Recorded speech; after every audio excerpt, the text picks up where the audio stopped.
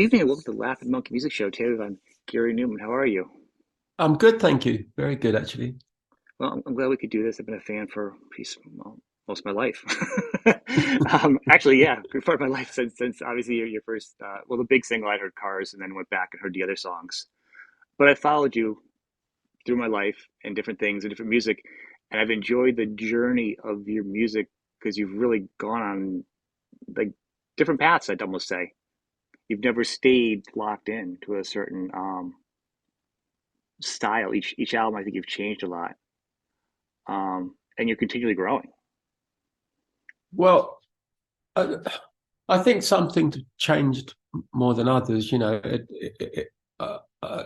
where I am at the moment, for example, I feel like I'm just expanding Hmm. a sort of style of music that I worked on maybe 3 or 4 albums ago. I don't feel like I'm making drastic changes, but each one is meant to be a step forward from where you've been Yeah, before, rather than repeating yeah, what you've done. But rather than trying to find a formula that works and then sticking with it.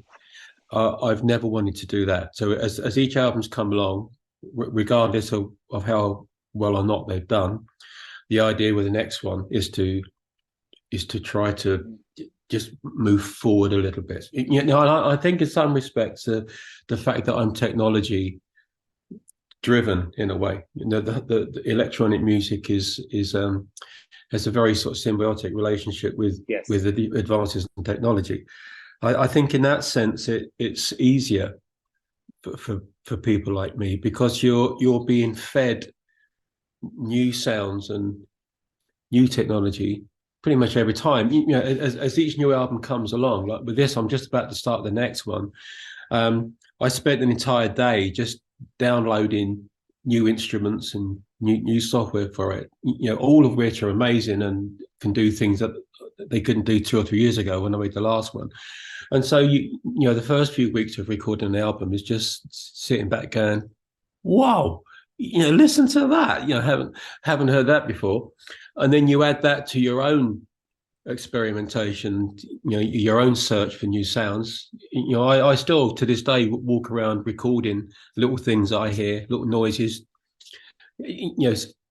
silly examples, but doors slamming and I don't know anything no, I wherever get what you're you saying. are, Right. the sound of a lift going up and down, just things like that all the time. So you're always aware of sound. I mean, I'm a really really I'd even struggle to call myself an average musician. I'm really not very good when it comes to playing. And my interest actually isn't in playing Hmm. instruments. Guitar's fun, and I obviously play keyboards because I have to.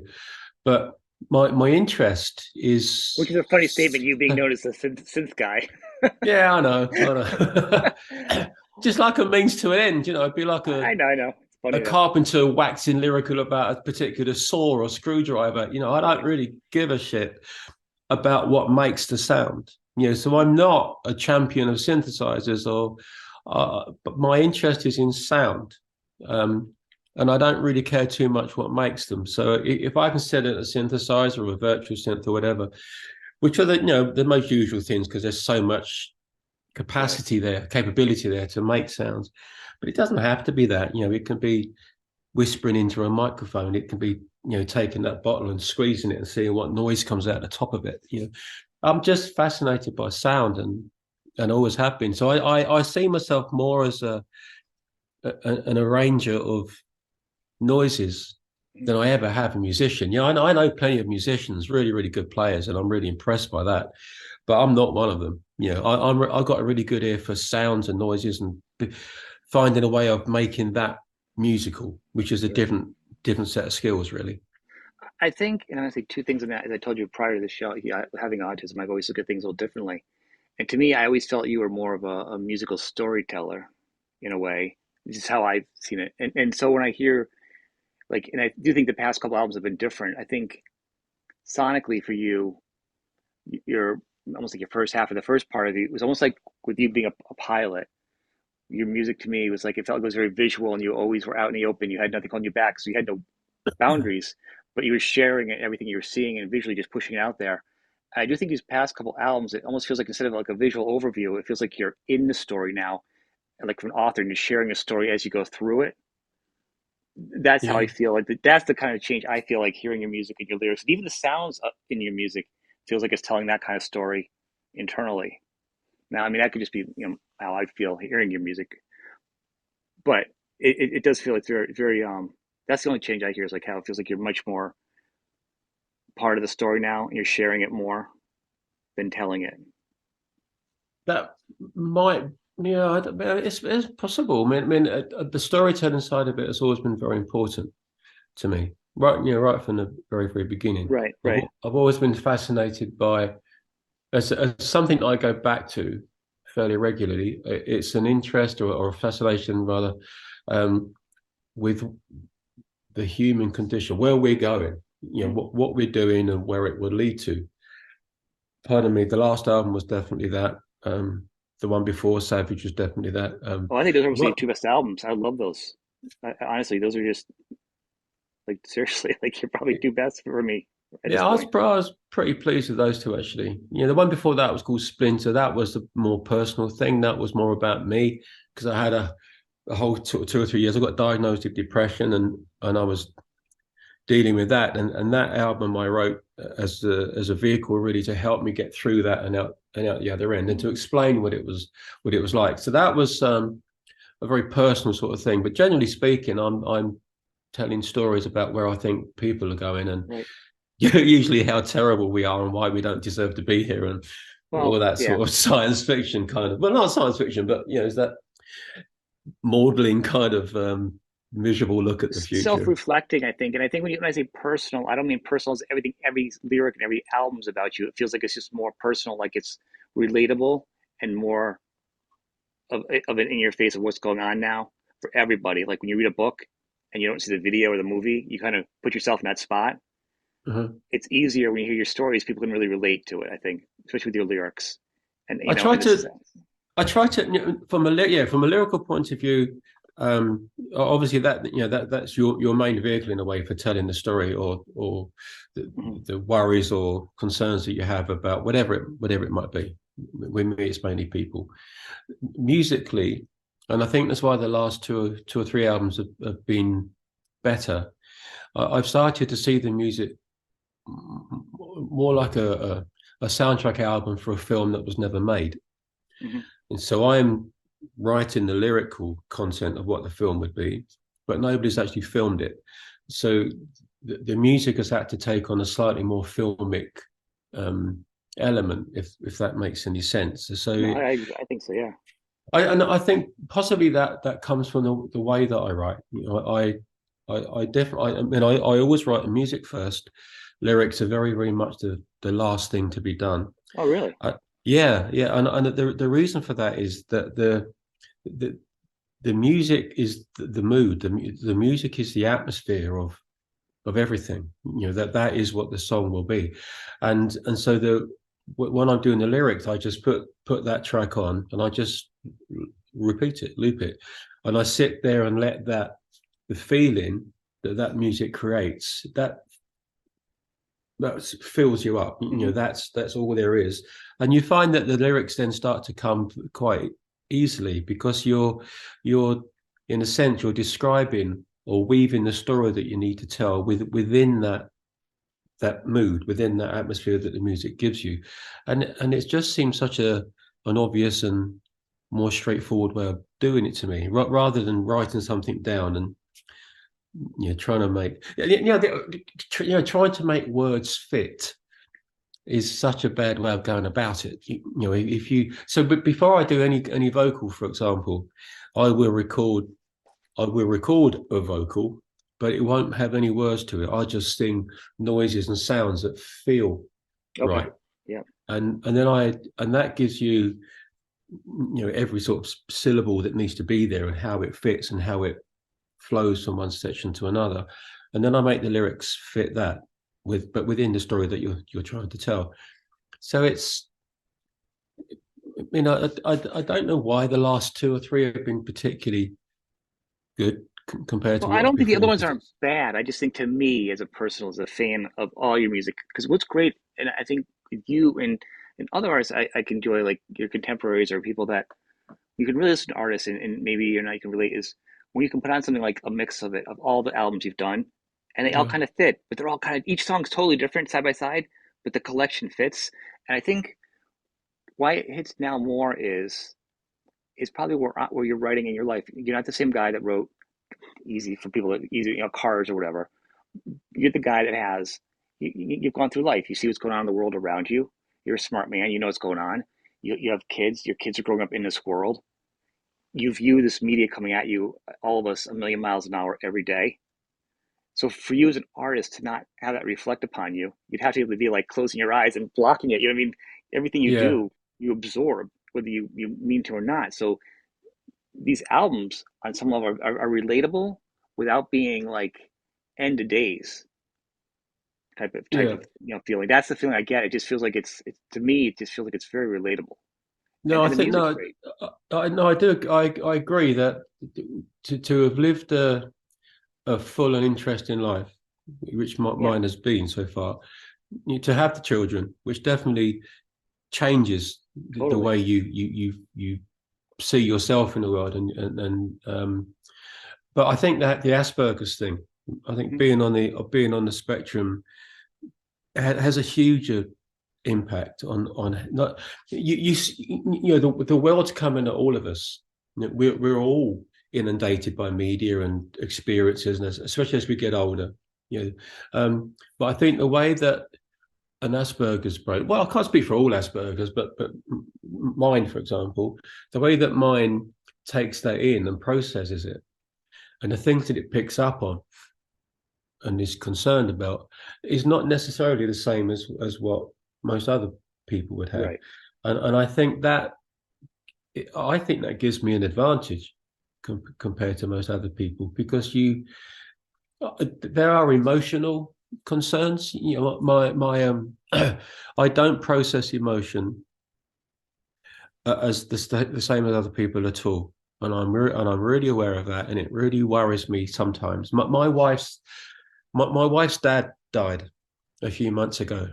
Now he's very old, was very old, so I know that's been coming for a while, and I've been dreading that because I know that she will need an enormous amount of support and understanding and empathy and sympathy, and I know that I'm not very good at that. I feel it, but I don't feel it the same way, and I certainly don't express it the same way. And I know that I'm probably not the person. I'm not the best person for her in that situation, but I'm all she's got. And I was really, really worried about this moment or that moment coming because I didn't want to let her down. I didn't want to be a disappointment. I didn't want it to put a mark on our relationship, which would be very difficult to Right. overcome or be forgivable if I really made a mess of it. And it was particularly difficult because it wasn't sudden. You know, he declined for many months and until it actually happened. And so there are certain times, that being an obvious one, where the Asperger's thing is a real problem for me. But most of the time, 99% of the time, I consider it to be a gift because I like the way I see the world. I like the fact that I see things differently. I like the fact most of the time that I'm able to box emotions and just put them to one side if they get in the way of where I need to I be. get that. I have an extraordinary degree of focus and resilience to I oh god, I shouldn't laugh really. In my family, I've always been considered the one that's odd and quirky, and I can relate. and that struggles with being existing in the world that we have. So my wife has always been a buffer, and yet more recently, I'm like the most normal one in it. I really am. I'm the most normal person in my family. All my kids have got issues. My wife's got issues, and now I'm this Asperger's autistic person that's kind of the rock that the family's all hanging on to, which I never saw that coming. Kind of pragmatic, and I think, well, I think there's a certain linear line. I think when you learned, and I think for myself, when I learned, like, you think you're an odd and whatever when you're younger and you don't get it. You just feel like you're driven and you don't get people and it's a thing. Once you get what it is about you and then you absorb it, not as in like a title, just as in that's who you are and it's not something else, you own it and then you understand yourself more. And once you understand yourself, you can function. I think even Yeah, yeah, if you can identify with emotions, because obviously I have different things and I can relate very similar to you. And I think that's why a lot of your lyrics and your albums are, very relatable to me. I think that if you can see the emotions of different people, I think if you can, I think the key to anybody with Asperger's or autism for us is just to listen and not try fixing a problem. That's the hardest thing. Is yeah. having somebody say, I do computers, I do all kinds of repairs and everything else, and I'm my child when they're younger saying, "Dad, I got a problem." They come to me. I'm like, "I'm my dad. I have autism." And I fix computers. I go, "You coming with me the problem? I'm going to be fixing it while you're talking to me. I'm not going to hear what you're saying." I got the trilogy of fixing in my head. But I think the biggest key is just if you could just listen. I think it's like half the autism battle for anything for to dealing with things in life. But Yeah, I think you probably have an idea of what's going on, and it's probably more rounded without so many emotions. You can just kind of see everything, the big picture, which can be really grounding for a lot of people when the bottom goes out. And hmm, it relates, and I think it relates to your lyrics, where it doesn't feel totally end of date. It feels very like you're talking, not like you're selling a package of. And I'm not making a dig at any, but like a Tom Cruise end of the space war movie or something, or some kind of big film where you're like, oh my God, it's like the end of the movie, the end of the world type of thing. That's not what you're selling. That's not your bill of sale. What you're saying is, this is what I see, and this is a story, and it's not overblown, which makes to me a better story, you know? yeah, yeah. I think a lot of the stuff that I write often starts out as I've been forever trying to write my first novel. I mean, forever. I think from Good the luck with second that. album I ever made, but never. And the problem is that a lot of the songs and a lot of the albums actually, not just individual songs, start out as musical adaptations of stories or chapters or characters or scenarios that I've been writing for books. Savage was, Intruder was, go back, Death and Rising, right back to nearly at the beginning, Replicas and Pleasure Principle and those Mm-hmm. those albums. After Pleasure Principle, when things you know took off for me a little bit, it all became a little bit more personal for a while. And Yeah. because the biggest thing going on was me in my life at that time, and so it was all about me and blah blah blah. And then I got very really sort of narrow and one track, and the songwriting went to shit for a while, and then I kind of rediscovered that fascination with the world again. Yeah. I got over myself effectively and started to look at the world again, and the songwriting immediately improved and changed, and I mean, the world is an infinitely more interesting place than me, So, but when it came back, actually, it was more to do with religion. I think there have been a few. I was an air display pilot for many years. Used to do low level aerobatics and Yeah. formation flying in World It's War so II cool. airplanes. You could do that. It makes sense though that you could do that along with Oh everything else. yeah, The way your brain works, it makes sense that it fits. well, it was good fun, yeah, and it was giving me the self esteem that I was losing as the music career was failing and going away, and it was all very public and embarrassing. So I was doing really well with the flying and getting better and better with that. Anyway, there was a number of people that I was close to were killed in different accidents, and so as my fascination with the world came back, it came back within this environment of enormous amounts of danger and feeling completely at home with machinery and trusting it, and yet surrounded by all this death and drama. And so when I got back to writing better, it was very much I had a very sort of anti-religious, anti-God thing going on. I mean, I've never been religious, but it's particularly sort of venomous at that point. Right. But that pulled me through the creative doldrums and got me out the other end of it. And my songwriting really, I think, well, that was 94, really improved. From one album to the next, it So just that was was, what around sacrifice you started to yeah, change your. Yeah. Yeah, Sacrifice was the one. Sacrifice was the album that probably saved my career and saved my own sense of self-esteem and That's probably where I see well-being. the division too of the outside writing and around that time too. If I think back Yeah, now, if I look at the albums, I think almost like the two levels of like almost, yeah, you writing like you were a pilot viewing the world, but then you kind of were, back on Earth, kind of going to the crowds writing more. Yeah, probably on Sacrifice. I'd say I didn't even think about that, but yeah, that's kind of makes yeah. sense the way I saw it. I've been happy with everything I've done since Sacrifice. Sacrifice was the turning point. I really like that record, and it just I learned a number of lessons from that. You know, some of them too severe in a way. I mean, I realized that up until the several albums leading up to Sacrifice, the one before was called Machine and Soul. Terrible record, Yeah, terrible. Should never have done it, but you do what you can at the time. But I'd realized that my whole creative process was going into trying to salvage the career. The career was all over the place, really in trouble. Every album did worse than the one before. Every tour sold worse than the one before. And I was by 1992, I was pretty much dead and buried. No record contract, no obvious signs that I'd ever get another one. Nobody turned up to right. gigs. Literally giving tickets away to gigs, and people didn't want them. To try to get people in. Really horrible, horrible. Um, and and and then I met my wife.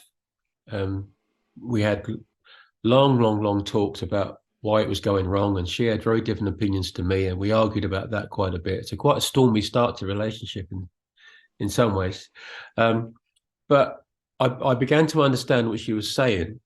In I because I lacked a lot of self confidence. I slowly but surely taken myself primarily out of the albums. Lots of Yeah, backing singers, lots of other people playing guitar, and I thought that was making them better. I thought the weak point in my records was me. I really did. I really thought you don't sing very well. You sure as fuck don't play very well. I still don't. As I said to you before, I don't think of myself as a musician. So I tried to fill up what I saw as the vacuum of talent by bringing other people in, and it just got worse and worse. And my wife was eventually able to make me see that that what I'd done was taking me out of it, but that was the thing that people wanted. And she said to me, you might not be the best singer in the world, but you have a sound, you have a certain way of singing and a sound to your voice that people like. yeah, Some people like. So you may not be the best guitar player in the world, probably not, but you play a certain way that other people don't, and that gives your music a certain sort of style. And the same with your melodies. You come up with melodies that other people don't, and that gives you that was the thing that people liked, and you've taken out the thing that people liked. It's really hard for me to accept that because I don't see myself as being particularly talented at all. So, to accept that you were the thing that people were going into, that's difficult. I find that really difficult. But I eventually understood what she was saying, and I listened to it. And so, with Sacrifice, and I think why Sacrifice was such a turning point, I just did everything myself. Even engineering. I mean, I engineered it myself. I put my own studio together for it. really. I did everything, It's a great sound for myself. somebody that was really down on his self emotionally. You really produced a good sounding album too. Yeah, the only thing that I did wrong, um, in my desire to do everything, I tried to master it myself as well, and I really fucked Oh that yeah, up. that yeah. It I'm gonna say sounds, mastering is hard to do. Like mastering is like that's a job for just mastering. That's like yeah, that's just a specialist thing. yeah, it's like I don't yeah, it's like I'm gonna be a brain surgeon too because I mean that's like you gotta have a finite thing you want to do is mastering. it was it was so stupid and so ignorant. I mean, I worked with mastering engineers before, and I know the talent and the skill that's there, and I don't have it. But anyway, at that particular point, I got into this. I'm going to do everything myself there, and I really messed up the mastering. Yeah, that sounds like somebody put a blanket over the speakers whenever you listen to it. So I've actually redone it. We're just about to remaster Oh, good. Sacrifice, and we've re-recorded it. Actually, we've recorded the whole album, and two others. So it's taken me a very, very long time, but I am actually going to be able to put out a version of Sacrifice which sounds the way it should have sounded when I first made it. Better, it would be better. Well, I'm looking forward to it then because I think I like it. I think it sounds pretty good. I mean, I'm not totally critical about it because especially coming from where you're at, what a great comeback album as far as you beating yourself down and coming back, you know. So Mm. you get a gold star for that. I mean, it doesn't take away, it doesn't destroy the entire album. I mean, you came from the '80s when some of the production was just this reverby, echoey sound on every album, anyhow. So it's not like you can really beat yourself up where you have like, you know what I'm saying? It's like how many great albums were just like the production of them were just like you're like, oh, that's horrible, you Hmm. know. And there's Yeah. 8, 10 good songs on there, and you're like, it just sounds like it's being, you know, like it's like Boys and Men singing in a tin can. It's like this weird a cappella. You're like, I don't even know what this is about, you know. But then you've got, you know, now. So to me, it feels like it was a very beginning and time for you, and even the title, everything was just really good. You know, kind of Yeah. self-effacing of yourself, who you are. Yeah, I mean, then you human. I mean, you really kind of just put it out there, you know. And I think there's a relatableness to it. Yeah. Well, Sacrifice to me is probably the the most pivotal album of my career because, so, as I say, I was one step away from being finished, absolutely finished. In all kinds of ways, creatively, songwriting, Yeah, everything, image wise, look, just money. I had no money. I was massively in debt, trying to repossess my house. It was a really, really grim time. And so meeting Gemma when I did, and the way that changed everything for me. She didn't just change, or it's not that she changed anything, it's that she made me see things differently. And I was able to use that new attitude or that new understanding and do something positive with it. I think she Um, encouraged you to be you. That's what people loved in the beginning. She saw you for you, and you were chasing what you thought people wanted, and she wanted you to just be you. And when you were the truest of you, you were the happiest and the most productive, and you know that's what people enjoy, yeah, honesty. yeah. And I really love making music again. And I hadn't realized, but for several albums before Sacrifice, I really hadn't enjoyed it. It was a job. It was a way of trying to keep the career going and bring some money in and just exist. With Sacrifice and every album since, I've really enjoyed it again. I still find it challenging. Each album is a mountain to climb, but I enjoy the challenge, and I've enjoyed making the records, and I'm I would I'm think the looking forward to sound is the starting a new hard. one. Like finding sounds would be the rabbit hole for me. Like when you say you heard download a couple songs, I would be listening to so many sounds and ideas that I don't think I'd ever get an album out because I'd be like, oh, this is good. Maybe this would go in here. Like maybe I need to go back and like I don't think I could ever focus. Well, yeah, obviously because Asperger's, but I don't think I could ever focus because I'd be like, oh, this is something great. You know what I mean? Hmm. You don't believe how much time I spend with my guitar doing a sound. Next thing, I'm like, oh, I could have been playing. Like I was just doing something tone chasing or just something like you're just so distracted. Yeah. Um, the fact that you can be prolific and get focused in, you know, it's a lot. But yeah, I'm looking forward to your next album because it's really been really enjoyable. And I think your voice is great. I think who you are and just you can say technically everybody's a certain type of performer or not a musician, but most people I talk to that are considered well-known musicians or whatever can't read music, aren't technically proficient on certain things. Like Hmm. everything you would think that would not be what you think is a musician. The ones that Yeah. are more schooled and that you and your music should write your tabs or write your music up for you. Those will be the ones that would consider musicians. You know what I mean? But those generally aren't the people that are putting out the albums or singing on the things or the shows. That's like a performer or a musical education. You know what? You don't need that to be a musician. A musician is a musical storyteller, Yeah. and that's I, what you are. I, I, I really do think. I think if I've got the sort of the talent that I would a, agree with or admit to would be that I think I'm pretty good at tunes. Yeah, I can come up with tunes. I'm not a good player, but I've noticed, and this isn't an absolute thing, and I don't mean it applies to everybody, but yeah, there is definitely some truth in the argument that people that are very, very good players, their songwritings tend to be vehicles to highlight how good they are as players. And so they tend to be similar, samey. If you're a yeah. guitar player, there'll be endless fucking solos. You know, if you're more sort of musically um, conversant, there will be lots of strange tempo changes and chords, but it's all like that. That they are vehicles to show what you're good at. And there's nothing wrong with that. But I No, think but from a songwriting point of view, it can get a little bit samey and a little bit boring. It doesn't necessarily make the best songs. You might be an amazing guitar player, but it doesn't mean you write the best song because they're all just about showing what a good guitar player you are. well, then you're I also locked think, into the rules of songwriting too. Whereas if you don't know all the rules and you're breaking them because if you have nothing to stop you, you know what I'm saying? You're like, well, this just sounds right. And I can tell you, like an Eddie Van Halen would do stuff like he'd write notes and the way it's the spread or the keys or the signatures. Other guitar players would be like, oh, it took me a while to figure out what this was. He was doing it intuitively. And I yeah, think that is something special of why we're talking that your music's out there known. I mean, I talk to you if you were a musician anyhow, but I'm saying like musically for this show that people are aware of because you are one of those artists that creates your own sound and path without worrying about the rules. You know, yeah. Well, that comes afterwards. I've never really learnt. You know, a really interesting thing when I was younger, I made a real mess of school when I got expelled. So I went to a college to really to keep my mum and dad happy for especially for 1 year to get the basic level of qualifications. You know, kind of like the British version of graduating. You know, we Okay. don't really have graduating. Um, and one of the very first lessons I had was in music.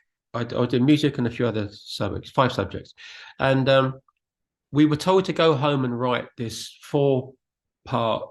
I think it was like 8 or 12 or 16, but I can't remember. They're not particularly long, but it's just a little tune, 4 parts to it. And when we all did that, and we came back, and then the teacher played them, and he got to mine, and he said, you said, oh, you can't have this. He played it, and I thought it sounded lovely. He said, you can't have this. I said, what do you mean I can't have it? He said, well, this isn't considered correct, you know. And I said, but it sounds okay, doesn't it? It sounds nice. And he said, that's not the point. Oh, how can That's the the point way of it music. sound exactly? It's exactly what I said. How can something that sounds good be unacceptable? And how can what the way it sounds not be the point of what we're here for? Surely that's the only point. Is what does it sound like? Does it Right. sound good? So I stopped going to music, and I never forgot that. And it's to this day, I'm not interested in the way things are supposed to be. Does that sound good? Does that work? Does that make you feel something? And it doesn't have to be beautiful. Or, is it menacing? Is it heartrending? Whatever, whatever. But as for rules, never bother to learn them. And I that's don't know exactly the, scales. I don't. Do you know? I don't even know chords. You said to me to play a G sharp on a piano. No idea. No, I know what a G sharp note is, right, right. But but I couldn't play you the chord. I still don't play chords. I play lots of melodies that all work and layer up. And so ultimately, a good player could probably play it as chords, but I certainly don't write it that way. I write it all as individual melodies that layer on top of each other, and so it builds into this final piece of music. I have no idea and about that's music. but that's perfect. I mean, I for a long time I went to school for recording, but I never played instruments because I kept not remembering things a certain way. Later on, I started playing guitar like 5 years ago, like right before COVID, before the COVID thing, because I All could go right. on YouTube and I could do sounds, and then I realized by that time I learned that my brain isn't the same, and I don't play the guitar, I don't learn the same as anybody else. I don't tread, I'm not that guy. I like Yeah. sounds, I like the journey of a song. I can't do it like that, and I used to feel real bad about that. And I think what's really great, and one of the things I've learned from the show, and I think if anything that people listening or watching this, is you don't have to be this person, and it's not about like American Idol stuff and all that other hoo ha. It's about, Yeah. do you feel good when you put something down? It could be, I laugh, I'll say I'm the best guitarist in the world on my bed alone, but man, it feels good to be creating. You know what I'm saying? Like Yeah. it's are you writing something? Are you performing something that's the best of you? And there's nothing wrong with, man, it'd be great if you could write this and do this and this. But I can't tell you how many performers and how many, you know, artists are just like you said, I don't know this. I can do this. I know these chords. And then someone will come over and their band will show them. And it doesn't matter if you know that. What matters is, Mhm. do you feel it?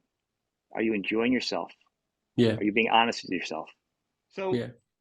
Intruder is, to me, like I said, it was a great album. And then, you know, Savage, like so, like to me, almost I feel is there like almost a third album similar, following this trail of like a trilogy? Because it feels like you're really you got the it feels like you got a theme going at some level.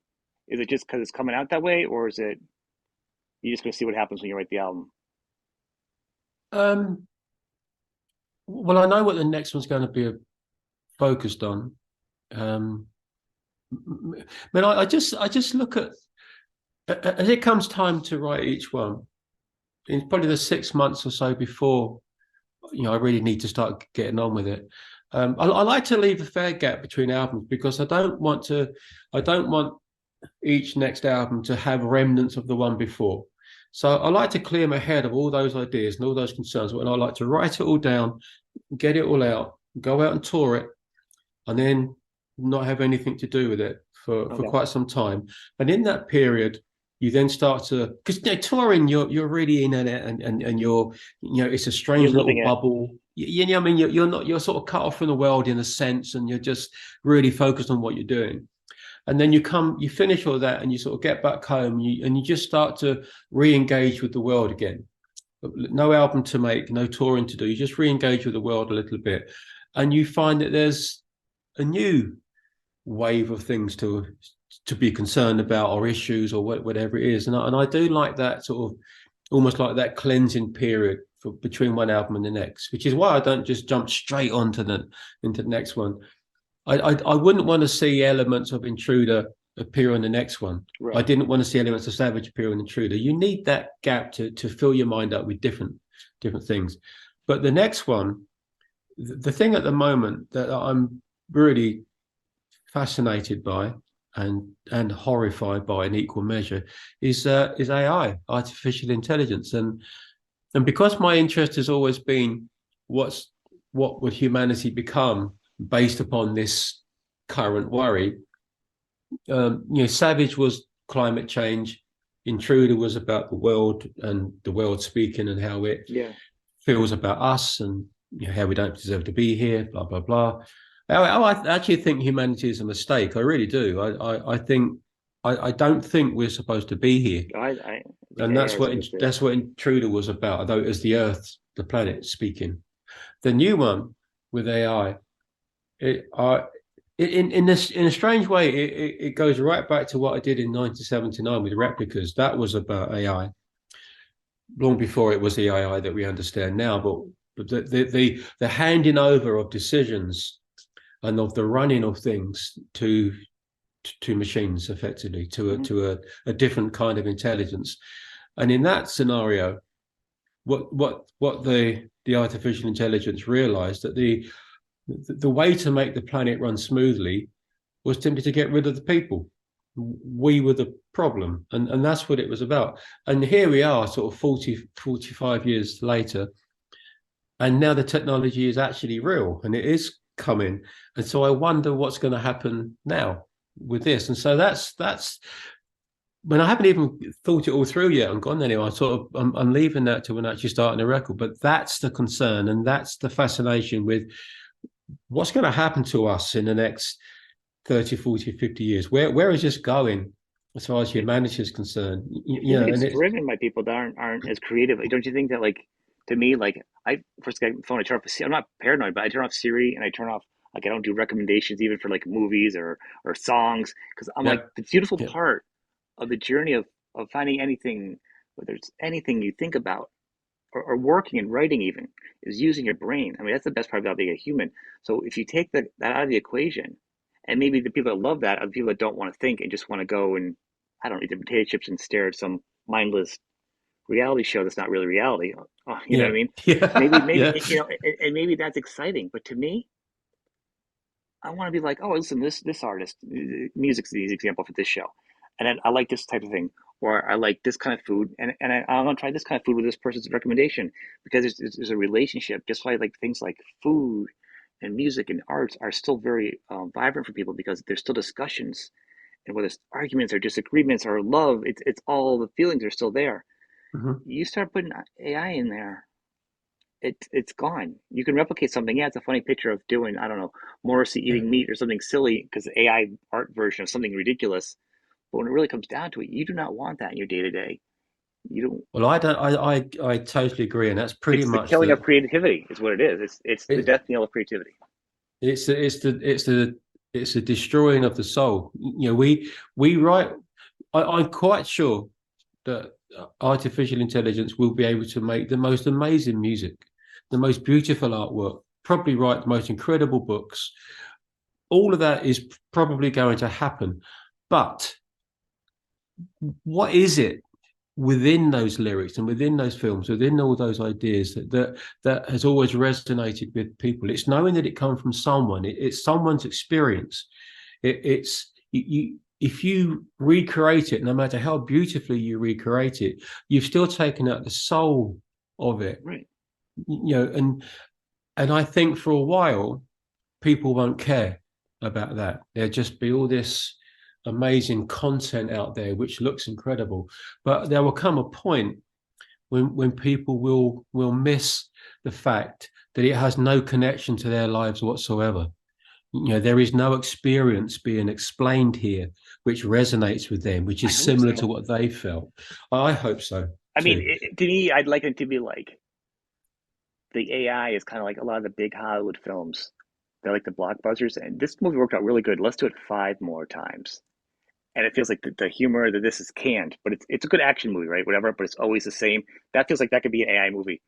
But the creative parts and the artists that you just still want to do is like when you get in independent films where it's sweat equity, where it's, the heart is on the sleeve of the director. They're personally Mhm. invested in it. That's gonna be the creative. Where to me, the blockbusters that are just these sequels feel like that's where you're losing the soul. And that's Yeah, gonna be the difference is who's gonna want to be able to. The world always goes towards the big movies. You know what I'm saying? But yeah, there I is a do. group that do love the heartfelt movies. It doesn't have to be a sad Yeah, movie, but just a thought out movie. And I think that's gonna be the battle right there at the end. yeah. You know, do you But want a copy of a I copy don't think or it's not restricted to music or film. no? That's I just an think example of it's what of yeah, how it's going to be. Like, do you want something with heart, or do you want a copy of a copy? Is basically what I'm yeah. saying. I mean, and there's a balance to be drawn. There are. I've been reading a lot recently about medical advances and all kinds of huge leap forwards that they expect because of AI, which is going to be a really good thing. Yeah, well, that's That's not a important. bad thing. It's I think it's the creative arts that will particularly suffer because of it. And that's all I can Right. think of at the moment. When I really start to sit down and write the songs No, that's and that's fair. I mean, you shared a lot. I'm thank you for you sharing it. I mean, and I agree with you. I think the creative arts is that part's good. I mean, I think for like computers and coding, AI. I don't want. I think for math and science and doctors, I don't want a doctor like working doing like a heart transplant, thinking about haiku while he's doing it, being all creative. You know what I'm saying? Like, is that one verse or two? Carry the one. I'm like, pay attention. You need to be the math science guy with no imagination, visually putting everything in your head like a mad scientist. That's what you need to do. That's where AI can come in. Help those guys yeah, out. But yeah. everything else, let the creative part be the exciting part of being a human being. Um, yeah, I want to thank you for coming on. This has been fantastic. A great talk. Very interesting. You Oh, know, thank you. Thank to you. to geek out with you on some of this stuff has been pretty fun. Um, and I want to tell people to check out your music if they haven't. I know people get stuck in the old, hits back in the '80s. They're great. That's why they're big hits. But you're selling yourself short. It's a huge wealth of material. Even some stuff you may put yourself down on is some really great, interesting stuff in there. These past couple of years, I definitely want to say, yeah, Sacrifice on. It's just been just building and building and building, and it feels so good. And you just keep going. So I'm gonna keep supporting you and help. Maybe next album cycle we'll chat and tear apart your album. That would be a fun thing to Yeah, do. great. Okay, yeah, no worries. Love Okay. to. Thank you, man. I appreciate being on the show. Thank you. My pleasure. My Thank you. pleasure. Let's speak to you. Thank you. See Bye you. bye. Bye.